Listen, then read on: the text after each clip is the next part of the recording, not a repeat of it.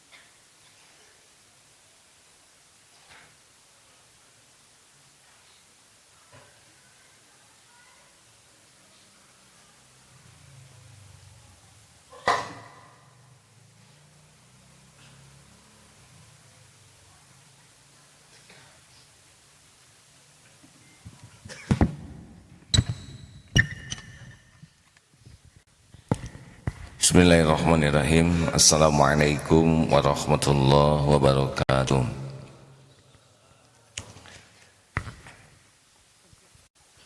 Alhamdulillahirabbil alamin.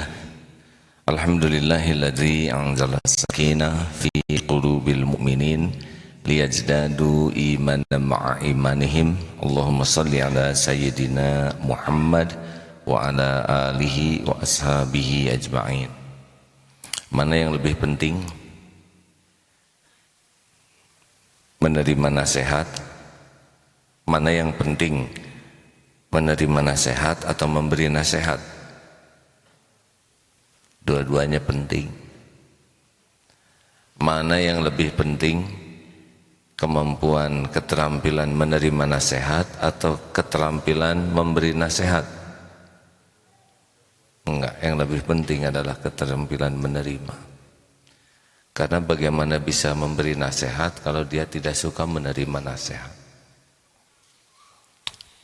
Ada 5 kunci di dalam bagaimana kita bisa memperbaiki diri. Jadi kalau lihat kualitas seseorang harus diawali dengan bagaimana kemampuannya menerima nasihat. Karena kalau kita tidak punya, kita tidak bisa memberi. Satu teknik untuk bisa menasihati diri yang baik diawali dengan kemampuan tafakuri diri. Jadi kita harus punya waktu untuk jujur melihat diri ini. Tafakuri, saya ini benar tidak? Boleh juga pakai kertas dan ditulis 100 kebaikanku dan 100 keburukanku. Tulis, tidak usah dilihat siapa-siapa, tidak usah dipamerkan ke siapa-siapa, tulis saja sendiri. Periksa saja dari mulai atas sampai bawah. Pikiran kacau, mata jorang, telinga banyak sia-sia, mata maksiat, mulut banyak omong sia-sia, bodor garing, suka celetak-celetuk, suka ngomentarin orang yang bikin sakit hati. Periksa dari mulut saja, tulis keburukanku, banyak ngomong, tidak manfaat, tukang banyak komentar. Terus tulis sendiri saja, tidak usah ada yang lain. sombong, ujub,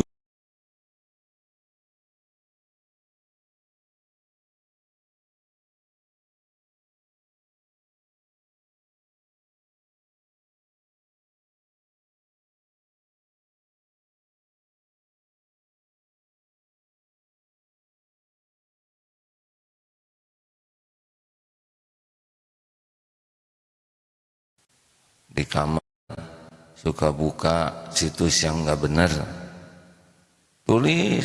Sekarang cari kebaikanku, sholat khusyuk, tidak deng, dermawan, aslinya si pelit. Berbuat baik dalam kurung tara ikhlas ya. Cari kebaikannya, bakal kaget ternyata kita itu jauh lebih melimpah keburukan dibanding kebaikan yang kita duga. Sekarang dengar omongan orang, wah kamu soleh, jujur soleh enggak? Soleh, namanya kan Soleh Miftahuddin ya.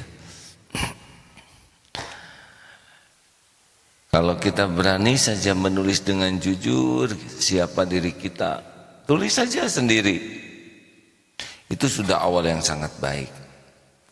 Karena orang itu masalah utamanya adalah tidak berani jujur melihat dirinya sendiri. Tidak akan pernah bisa memperbaiki diri orang yang tidak jujur melihat kekurangan diri. Bagaimana kita bisa memperbaiki diri kalau kita pun tidak jujur melihat siapa diri ini? Sayangnya kita lebih sibuk dengan bungkus. Saya sarjana, saya S2, saya berpengalaman, saya berjasa, saya sekolah di luar negeri, saya adalah yang inisiator, saya yang mengawali, terus saya, tapi topengnya yang baik-baik saja. Kalau kita sudah terlalu sibuk dengan topeng, nah, sudahlah, nggak mempan dinasihatin. Kalau orang sudah tidak suka mengetahui kekurangan dirinya, maka dia akan sulit memperbaiki diri. Dan ini awal yang buruk. Kalau orang bikin kesalahan, itu normal. Maaf bukan normal. Setiap orang juga punya kesalahan. Tapi keberanian jujur mengakui kesalahan itu beda lagi babnya. Tidak ada orang yang tidak melakukan kesalahan. Yang membedakan itu adalah dia ngaku tidak sudah berbuat salah, jujur tidak.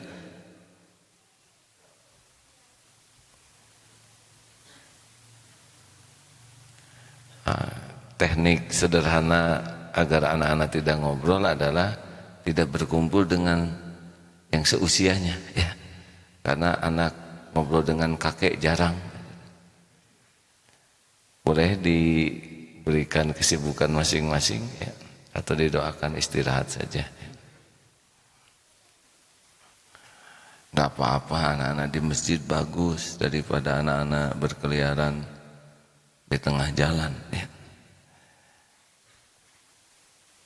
Sampai di mana barusan? Jujur diri, tafakuri diri. 2, teknik yang kedua kalau kita ingin efektif perubahan diri kita adalah miliki cermin diri. Siapa cermin diri? Yaitu orang-orang yang sering berinteraksi dengan kita, orang-orang yang dekat dengan kita, yang paling tahu kita lebih banyak dibanding yang lain. Contohnya siapa? Pendamping hidup.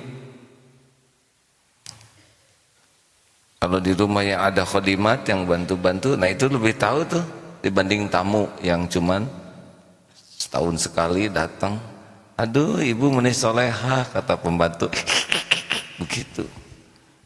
Ini jauh. Hadirin sekalian, telah terpilih Bapak Teladan tingkat provinsi. Kata anak-anak, tahu apa provinsi? Bapak Teladan tingkat nasional, lebih jauh lagi, lebih susah tuh menilainya. Bapak teladan mah di hati anak, yang tiap hari lihat, tiap hari ketemu, tiap hari mendengar. Makin jauh yang menilai PBB, Persatuan Bangsa-Bangsa, telah memilih Bapak Fulan sebagai Bapak teladan internasional. Tahu apa ya? Kata anak-anak teh euleuh ya. Naon. Orang-orang terdekat itu adalah aset kita karena cermin bagi kita. Jadi kalau ngobrol dengan orang terdekat, sebaiknya adalah minta diberitahu apa yang harus diperbaiki.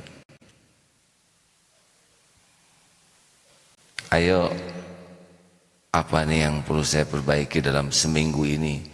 Kalau dibeberkan semua, stres kita ya. Bertahap saja. Satu, ketiak, tolong dibenahi, karena ketiaknya menyimpan ramuan-ramuan yang membuat kelenger bicara. Makin kita bisa mengetahui apa yang harus kita perbaiki, makin beruntung. Mana yang lebih berharga, pujian atau kritikan? Nah ini ciri-ciri nggak yakin ya. Kalau yakin begini nih, apakah saudara mau masukkan di dalam neraka jahanam? Nah itu yakin jawabannya. Mana yang lebih berharga, pujian atau kritikan? Kepaksa itu manusia. Koreksi lebih berharga. Nih buktinya ya. Punten sekali ya. Saudara ada upil di hidung. Terus ketemu orang, ih hidung teh meni mancung, wajah bercahaya, engkau mah keren banget, padahal di sini ngejeblag Deden. Terus ada orang yang ngomong, ayo mana teh naon geuleuh, eta irung nongtot misal, mana yang lebih berharga? Saya tidak menganjurkan mengoreksi orang seperti itu, tapi kalau ada orang yang memberitahu kekurangan kita, itu jauh lebih bermanfaat daripada memuji yang membuat kita tidak tahu siapa diri kita. Pengalaman seseorang yang sedang ceramah sekarang ini ya, yang pakai sorban, zaman dipuji-puji dulu udah repot sekali. Dipuji, dikagumi itu benar-benar membuat kita hanya sibuk dengan membagus-bagus topeng, dan kita merasa topeng itulah diri kita. Tapi sesudah diberikan oleh Allah karunia badai bulian, caci maki, penghinaan, kritik, justru itu yang menyadarkan tentang siapa diri ini. Makanya hati-hati sekali ya bagi pecinta penilaian orang, siap-siap hidup penuh sandiwara. Orang yang sibuk dengan ingin dianggap baik, ingin dikagumi, ingin dipuji, ini kehidupannya adalah kehidupan topeng, kehidupan bungkus, kehidupan artifisial. Manfaatkan tuh anak, mak, ada nasihat buat bapak, wah pak, hampir semua kelakuan bapak tuh perlu diperbaiki. Mana sih yang mau diberi jajan? Nah ini zolim bapaknya hadirin. Hadirin, kita harus sangat siap ya, koreksi itu ada yang cocok dengan keinginan, caranya, ada yang tidak cocok. Gak ada bahayanya koreksi sepedas apapun. Yang bahaya tuh kita lebih sibuk membentengi diri, sibuk mencari 1001 alasan, sibuk memberikan jawaban, bahkan ngebales mengoreksi orang. Ada tuh yang begitu. Pak, perbaiki dong bacaannya. Ye, gini-gini juga udah lumayan dibanding teman-teman saya yang nggak bisa baca. Kamu mah baru tahu dikit, banyak omong gitu. Nah ini bahaya terbesar bagi orang yang tidak bisa berubah itu adalah ciri khasnya kalau dapat koreksi itu langsung bikin benteng, kemudian memberi alasan dan menyerang. Apa perlunya? Ya.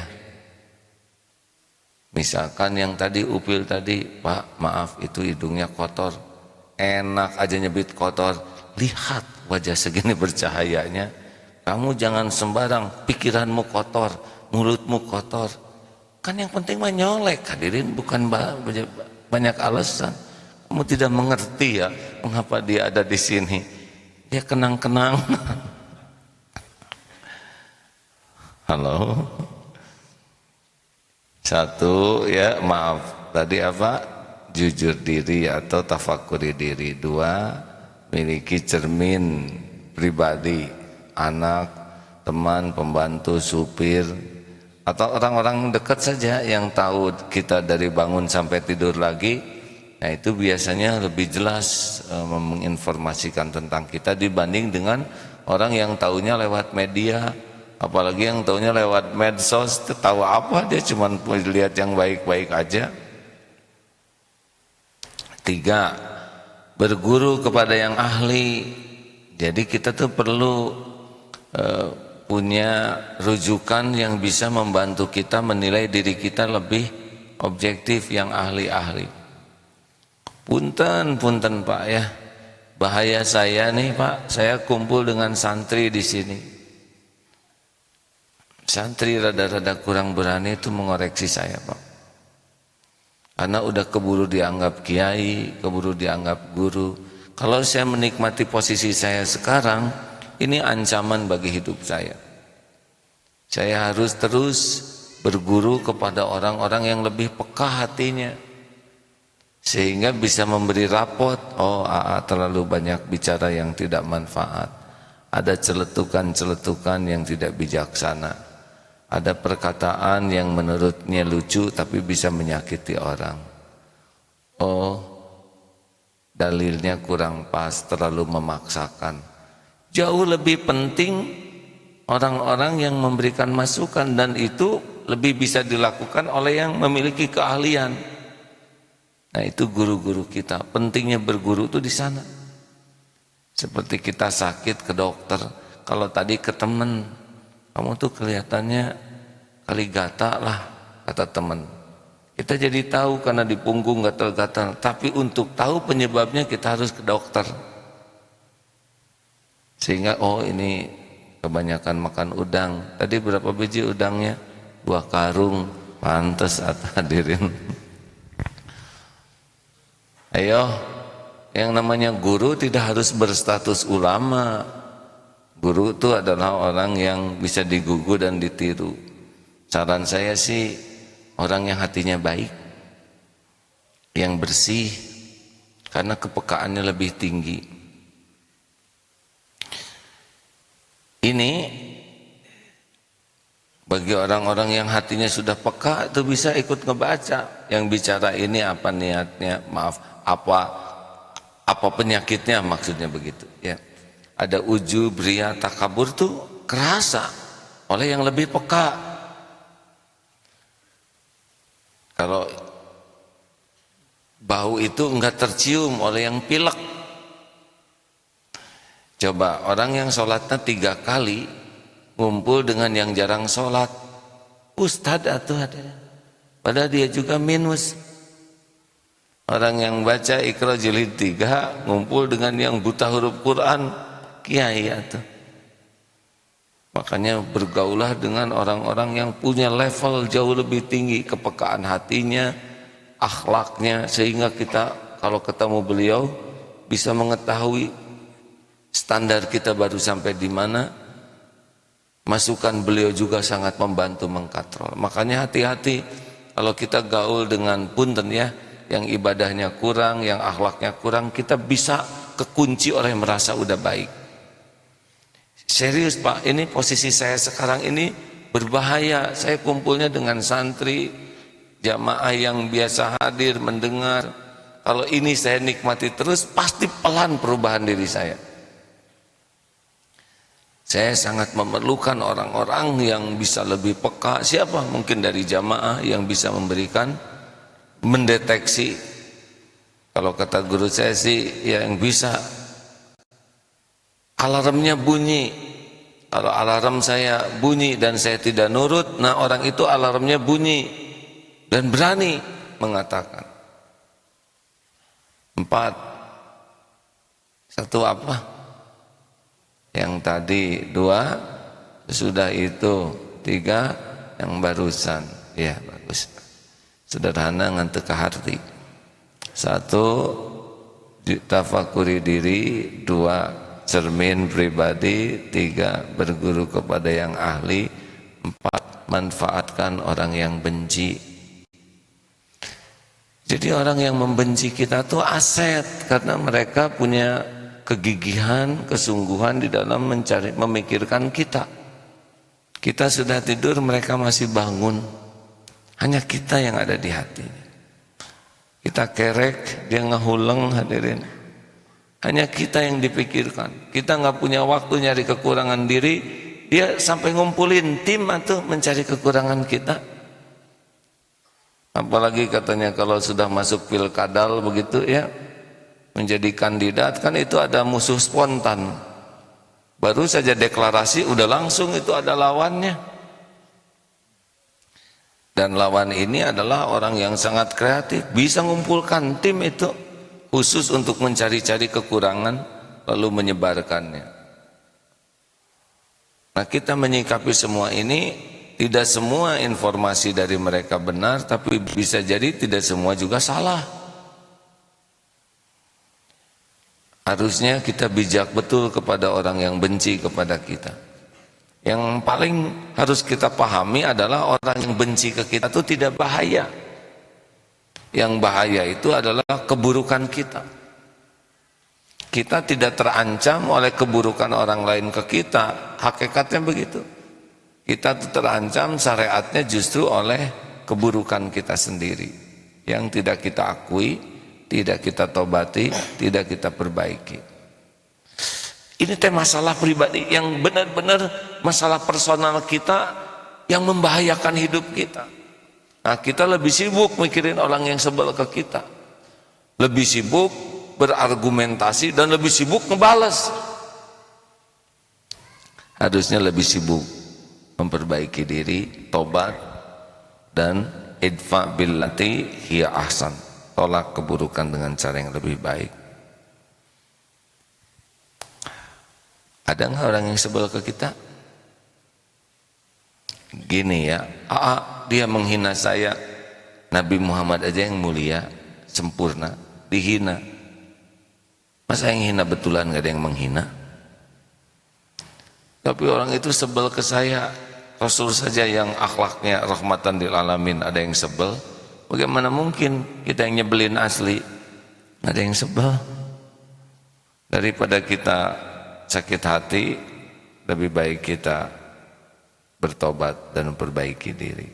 Sepakat? Nomor berapa sekarang? Nomor 5, manfaat.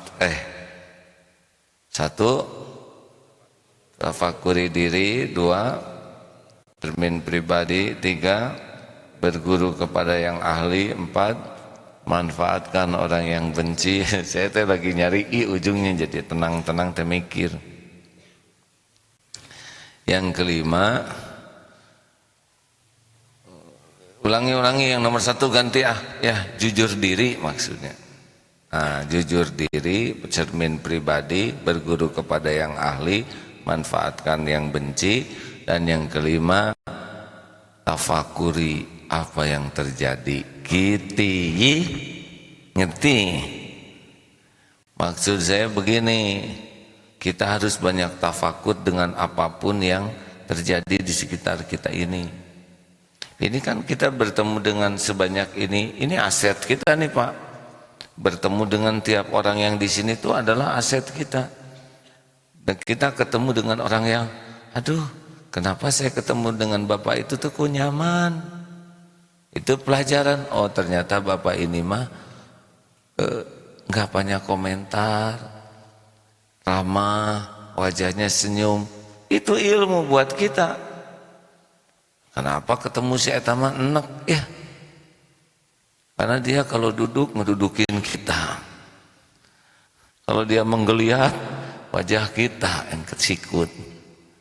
Dia juga tara mandi. Pelajaran dan ngomongnya tuh nggak enak. Tiap tanya tuh yang nggak enak aja. Eta teh hidung perkedel, atuh nggak enak. Kamu dengerin dong, punya telinga jangan kayak jamur. Eta teh rambut atau rakbol. Ada yang tiap celetukannya tuh nggak bener, nggak enak, pengen jauh dari dia. Ini pelajaran bagi saya. Ini sebanyak ini nih di sekitar kita, nggak usah menilai siapa dia, tapi ilmu aja dari dia. Ini tiap orang tuh betul-betul jadi aset bagi kita. Tiap orang yang berinteraksi. Dan kita juga bisa belajar dari hewan, kucing sayang ke anak, ya. Bagaimana induk ayam itu juga kita lihat, oh seperti ini. Termasuk film-film di TV yang saya tuh favoritnya, maaf ya, lihat yang nggak pada pakai baju Pak, ya, dunia binatang gitu. Itu ternyata banyak sekali pelajaran. Bagaimana saling melindungi, saling menjaga, padahal mereka tidak sekolah, mereka hanya menggunakan insting saja.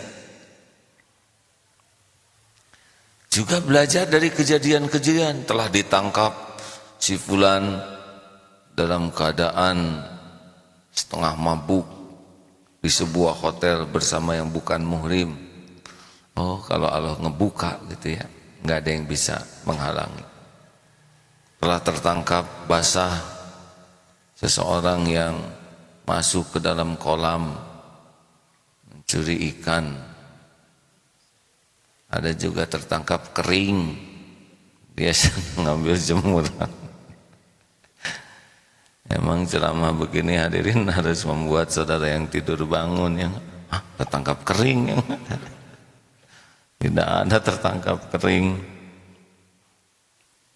Atau seorang koruptor protes karena saya dianggap tertangkap basah, padahal saya tidak basah sama sekali.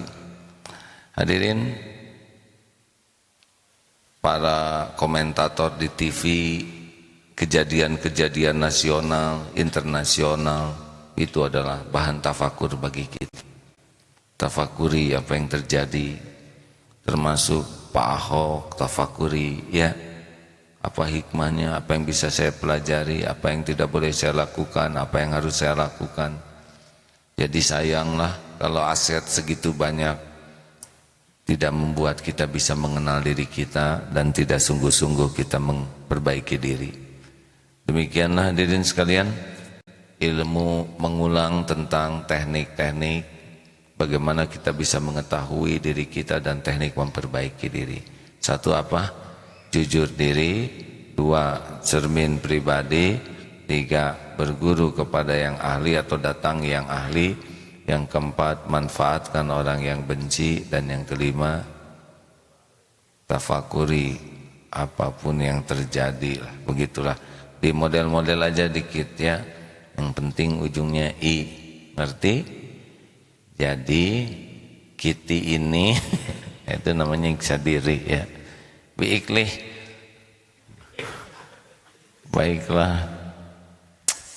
Ada yang perlu kita diskusikan atau cukup aja nih? Saya harus ngecek di. Ada pertanyaan lewat radio, silakan.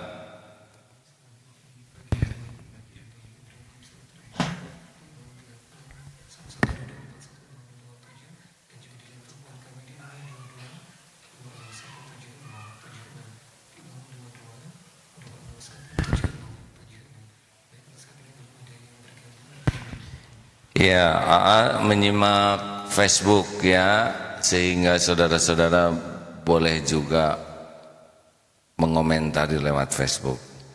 Saya bersyukur sekarang ada teknologi seperti ini ya, jadi di seluruh dunia bisa melihat tayangan ini live. Itu ada AA gimana? Kelihatan Pak? Ya Allah memudahkan, bayangkan. Dulu mau harus beli TV tabung. Coba kalau setiap orang mau nonton TV bawa TV tabung kemana-mana, kan repot. Dibuntel pakai sarung, nanti dikejar security. Sekarang dengan begini bisa mendapatkan manfaat. Oh gimana nih, katanya harus beli kuota, tergantung dipakai apa. Kalau kita disiplin beli kuota untuk belajar, untuk nambah yakin kepada Allah, nambah amal, insya Allah nanti digenti itu rezekinya oleh Allah. Tapi kalau hanya untuk yang nggak ada manfaat, apalagi yang maksiat, bisa kecemplung tuh HP-nya. Beruntunglah yang HP-nya kecemplung. Kalau itu biasa dipakai maksiat, maka merupakan pertolongan Allah. Silakan, ada masuk pertanyaan? Bergabung di Lenter Pagi, kita akan langsung sapa. Assalamualaikum warahmatullahi wabarakatuh. Waalaikumsalam warahmatullahi wabarakatuh. Baik, alhamdulillah Pak, siapa di mana Pak? Pandang di Ciroyom. Pandang di Ciroyom, silakan Pak. Assalamualaikum Pak. Waalaikumsalam warahmatullahi wabarakatuh. Silakan langsung Pak. Gini Armin, saya sebagai aktivitas malam, jadi biasa saya jualan dulu Mak, kan jualan di pasar Ciroyom itu. Sekarang jadi beralih jadi malam gitu. Jadi yang kebiasaan-kebiasaan yang malam dulu sebelum jualan habis gitu mesti jualan aktivitas malam. Kenapa jualan malam Pak? Soalnya kan dulu nah siang itu karena kontrak ya sama yang punya kontraknya nggak diperpanjang sama ke orang lain kan. Saya orang punya jongkok yang aktivitas malam, jadi kepepet langsung aja masuk ke sini. Ternyata tantangannya gede gitu. Iya. Ya, gimana cara menyikapinya gitu. Iya. Nah, seperti diketahui kan aktivitas itu ramainya pasar kan menjelang subuh. Orang kan suka mengejar keutamaan kopla subuh gitu. Jadi Baik. minta solusinya gitu gimana? Baik. Ya, assalamualaikum. Waalaikumsalam warahmatullahi wabarakatuh. Jadi begini Pak, memang paling saran saja ya, karena untuk jadi solusi pasti harus bisa membaca masalahnya lebih lengkap. Memang bagusnya aktivitas muamalah itu siang dan malam itu adalah aktivitas ibadah. Tetapi ada kalanya sebagian di antara kita memang dapat tugas malam. Kalau sangat memungkinkan diputar lagi dengan minta ke Allah. Ingat ya, harus minta ke Allah dulu. Jangan dulu ikhtiar lahiriah sebelum ikhtiar minta tolong ke Allah. Karena yang ngebulak-balik setiap urusan itu Allah Subhanahu wa taala. Wa iyam saskallahu bidurrin fala kashifalahu illahu. Dan sekiranya Allah memberikan kemudaratan kepadamu, tidak ada yang bisa menghilangkan kemudaratan itu selain Allah. Dia Allah. Wa yuridka bi khairin fala radha li fadli. Dan jika Allah memberikan kebaikan padamu, tidak ada yang bisa menolaknya. Surat Yunus 107. Ini supaya lebih indah bacaannya ya. Silakan dibacakan dulu nih teman-teman. A'udzu billahi minasy syaithanir rajim. وَإِنْ يَمْسَسْكَ اللَّهُ بِضُرٍّ فَلَا كَاشِفَ لَهُ إِلَّا هُوَ وَإِنْ يُرِدْكَ بِخَيْرٍ فَلَا رَادَّ لِفَضْلِهِ يُصِيبُ بِهِ مَنْ يَشَاءُ مِنْ عِبَادِهِ وَهُوَ الْغَفُورُ الرَّحِيمُ. Dan jika Allah menimpakan suatu bencana kepadamu, maka tidak ada yang dapat menghilangkannya kecuali Dia. Dan jika Allah menghendaki kebaikan bagi kamu, maka tidak ada yang dapat menolak karunia-Nya. Dia memberikan kebaikan kepada siapa saja yang Dia kehendaki di antara hamba-hambanya. Dia Maha Pengampun, Maha Penyayang. Itu begitu. Dan selain kita ikhtiar bahwa yakin Allah yang bisa merubah semua ini secara syariat, kita sempurnakan. Mungkin silaturahim dengan yang orang-orang yang pokoknya silaturahim aja Pak. Pokoknya kalau ingin dapat rezeki dalam aneka bentuk, kata kunci yang harus kita pegang adalah silaturahim.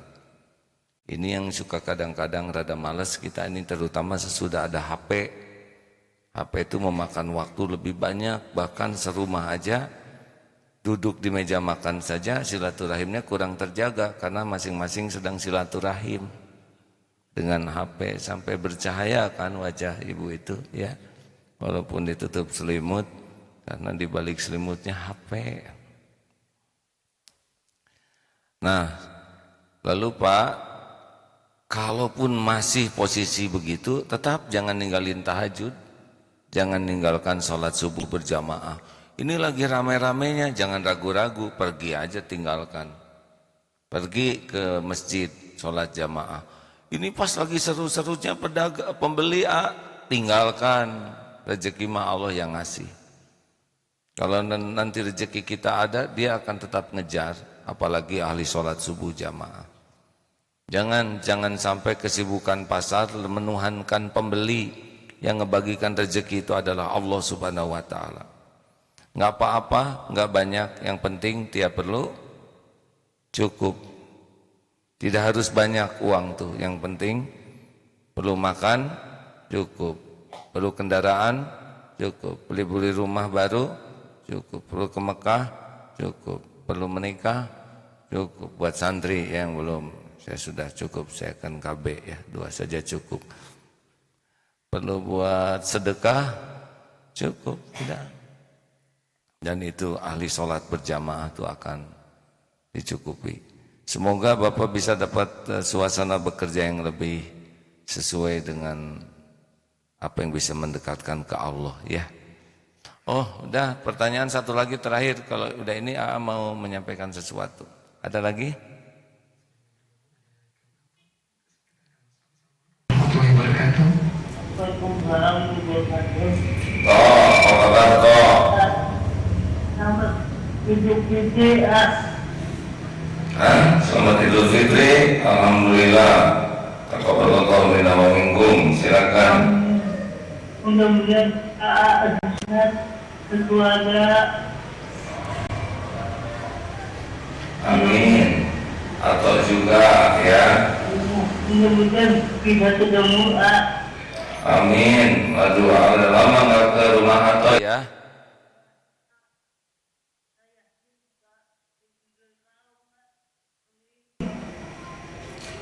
Apa toh? Ya, atau sudah lama atau 7 tahun kemarin saat di Mekah. Jadi nggak bisa ketemu. Mimpi. Bukan. Saya kemarin pergi Madon karena aku pulang. Jadi nggak ketemu. Oh, atau ke sini belum pulang.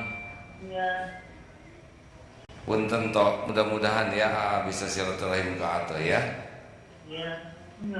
Mudah-mudahan ada tujuan dilindungi sama Allah.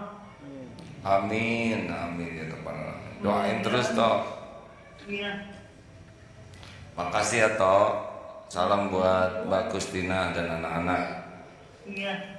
Assalamualaikum. Waalaikumsalam warahmatullahi wabarakatuh. Atau sahabat saya yang lumpuh juga tidak bisa bergerak, tidak bisa jalan, dan sudah kaku lagi sekarang badan. Mudah-mudahan dimuliakan Allah dunia akhirat. Sakitnya ini jadi penggugur dosa. Baik sahabat-sahabat yang baik. Kalau Agustusan meriah tidak? Gembira tidak? Jawab-jawabatin. Agustusan happy, gembira, ceria, menang kalah dua-duanya gembira, kan? Iya kan?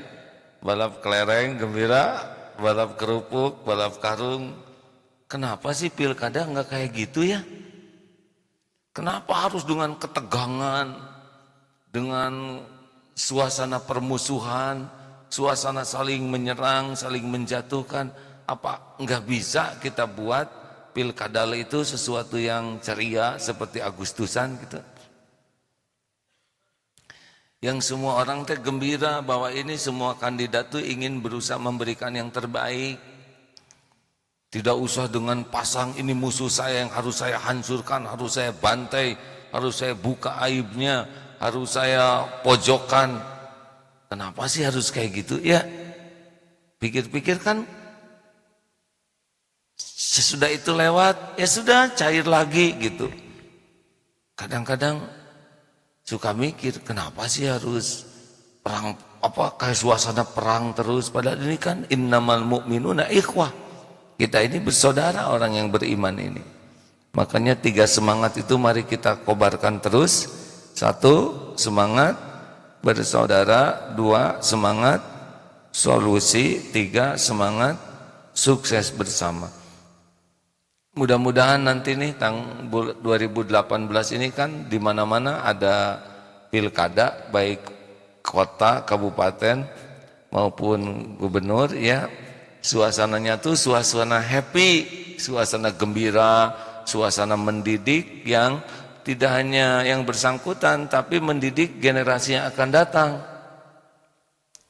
Ini loh sebuah suasana kita saling memberikan hak kita sambil kita penuhi kewajiban dan suasana persaudaraan. Lihat yang tinju aja, saya tidak menganjurkan nonton tinju ya, tapi yang tinju aja bisa sportif, sebagian besar bahkan ada yang dipukul, jatuh, ditolong lagi, udah nolong, mukul dia. Nah itu mah nggak sportif hadirin. Kita lihat sportivitas itu sesuatu yang pelajaran yang menyenangkan, benar? Dan yang penting mah kan sebetulnya bukan jadi atau tidaknya, tapi niatnya benar, caranya benar. Karena jadi tidak mah ketentuan Allah itu, bukan kita yang ngatur. Kalau Allah menetapkan jadi, pasti ada jalannya untuk jadi. Tapi bagaimana ini jadi kebaikan bagi kita, bagi yang lain, jangan sampai meninggalkan bekasnya itu adalah keburukan akhlak, keburukan suasana, keburukan hati. Nauzubillahi min dzalik. Nah itu saja yang bisa disampaikan dalam kesempatan ini. Mudah-mudahan ada hikmah dan manfaatnya. Allahumma sholli ala sayyidina Muhammad wa ala alihi wa ashabihi ajma'in. Ya Allah, berkahi pertemuan ini. Ya Rabb, jadikan pertemuan ini membuat kami semakin yakin padamu, semakin yakin dengan segala janji dan jaminanmu. Jadikan hari-hari yang tersisa dari umur ini bisa menebus semua dosa yang pernah kami perbuat. Allahumma inna nas'aluka taubatan nasuha wa taubatan qoblal maut wa rahmatan 'indal maut wa maghfiratan ba'dal maut. Allahumma hawin 'alaina fi sakaratil maut.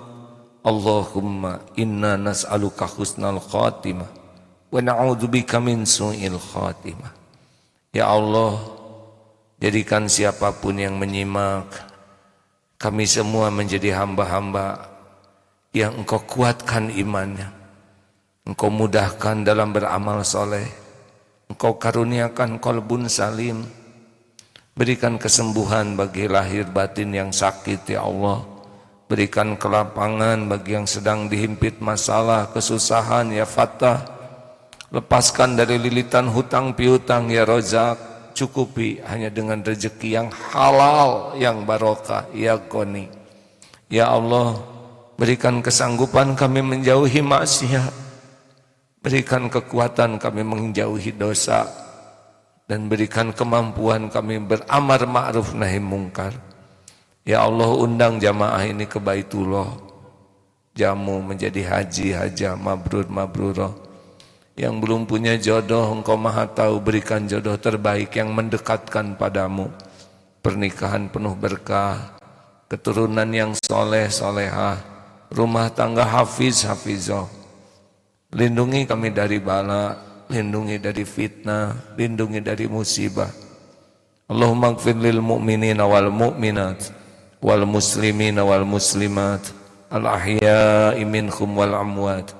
Ya Allah, karuniakan kepada kami para pemimpin yang takut padamu, para pemimpin yang bisa mengajak kami beriman padamu, yang bisa membimbing kami berakhlakul karimah, yang bisa membimbing kami menjadi hamba-hamba yang merindukan surgamu. Rabbana atina fid dunya hasanah wa fil akhirati hasanah wa qina adzabannar. Subhana rabbika rabbil izzati amma yasifun. Wassalamun alal mursalin walhamdulillah. Terima kasih kepada para pendengar, para pemirsa. Doa akhir majlis, subhanakallahumma wa bihamdika asyhadu alla ilaha illa anta astaghfiruka wa atubu ilaik. Assalamualaikum warahmatullahi wabarakatuh.